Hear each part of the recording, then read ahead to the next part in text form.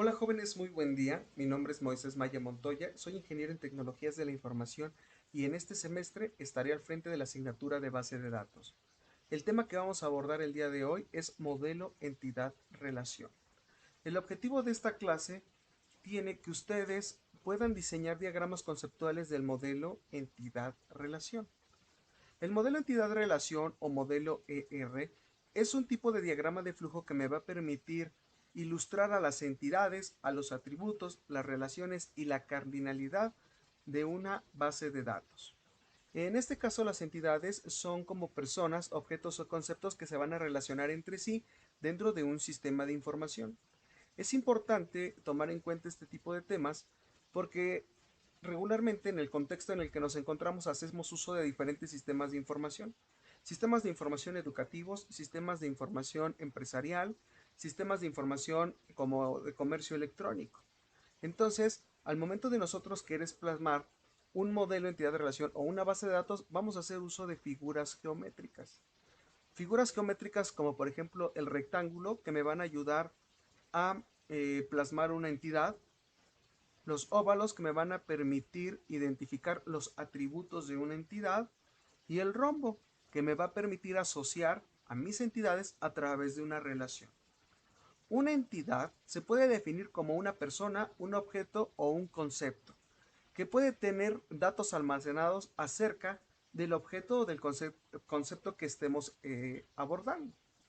Por ejemplo, nosotros podemos pensar en una entidad como por ejemplo en un carro, en una casa, en un estudiante, en una clase o en una asignatura o en un producto. Cada uno de estos elementos o de cada una de estas entidades va a tener atributos que son propiedades o características de una entidad, que a menudo se representan con un óvalo o un círculo.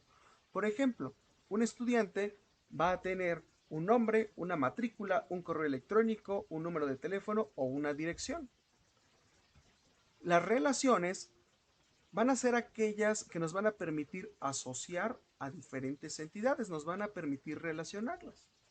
Por ejemplo, si el estudiante que nosotros estábamos mencionando pretende inscribirse a un curso o a una asignatura, que ya sería como una segunda entidad, debemos de relacionarlas.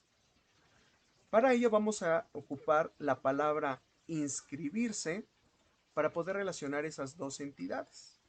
¿Vale? Ahora, cuando nosotros hablamos de relaciones, también estamos hablando al mismo tiempo de cardinalidad.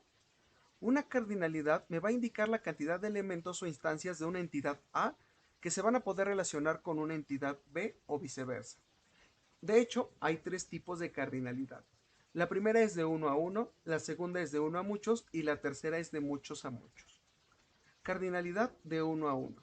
Si yo estoy ocupando mi entidad profesor y mi entidad oficina, quiere decir que en este contexto a un profesor se le va a dar o se le va a asignar una oficina. Mi relación precisamente va a ser es asignar. A un profesor se le asigna una oficina. No le puedo asignar a un profesor dos o más oficinas. Lo correcto sería de uno a uno. La cardinalidad de uno a muchos, por ejemplo, tomando en cuenta mi entidad país y mi entidad ciudad, sería que a un país, en un país pertenecen muchas ciudades o muchas ciudades pertenecen a un solo país. Muchas ciudades no pueden pertenecer, en este caso, a diferentes países. La cardinalidad de muchos a muchos, tomando como referencia otra vez mi entidad estudiante y mi entidad libro, precisamente nos habla de que a un estudiante se le pueden prestar muchos libros y muchos libros se pueden prestar a muchos estudiantes. Por ejemplo, si nosotros vamos a relacionar las siguientes entidades como jugador de fútbol, director técnico, estadio de fútbol y club de fútbol, podemos entender que un jugador de fútbol o muchos jugadores de fútbol pertenecen a un club de fútbol. Este club de fútbol está dirigido por un solo entrenador técnico y ese club de fútbol utiliza un estadio para poder desarrollar sus actividades.